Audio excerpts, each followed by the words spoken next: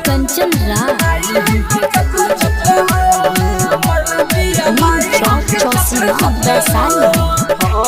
पहले बिया शौक जब से हंस के तकनी हो, पहले बिया शौक जब से हंस के तकनी हो।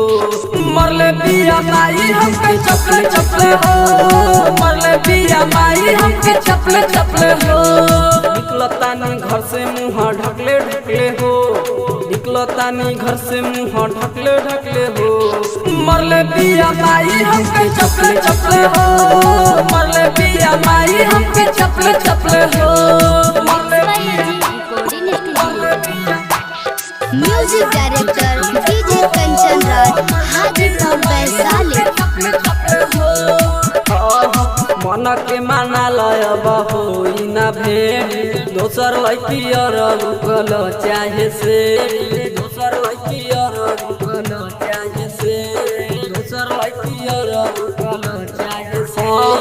मन के माना लय होई ना भेंट, दोसर लड़की और रुकल चाहे से, दोसर लड़की और रुकल चाहे से, दोसर लड़की और रुकल चाहे से।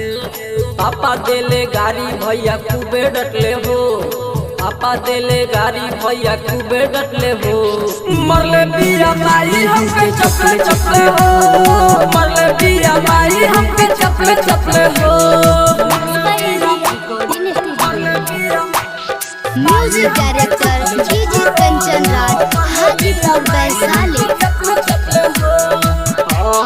फूलल बगाल पीठ भइल बलाल, देवेंद्र दिमागी हम कोई कहाल, देवेंद्र दिमागी हम कोई कहाल, देवेंद्र दिमागी हम कोई कहाल।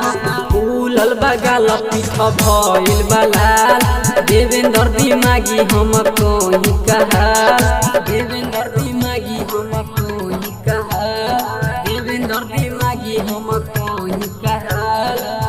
राजधानिया पे बैंडेज सटले हो, राजधानिया पे बैंडेज सटले हो। मरले बिया माई हमके चपले चपले हो, मरले बिया माई हमके चपले चपले हो। एजी रिकॉर्डिंग स्टूडियो रोशनपुर सपहा।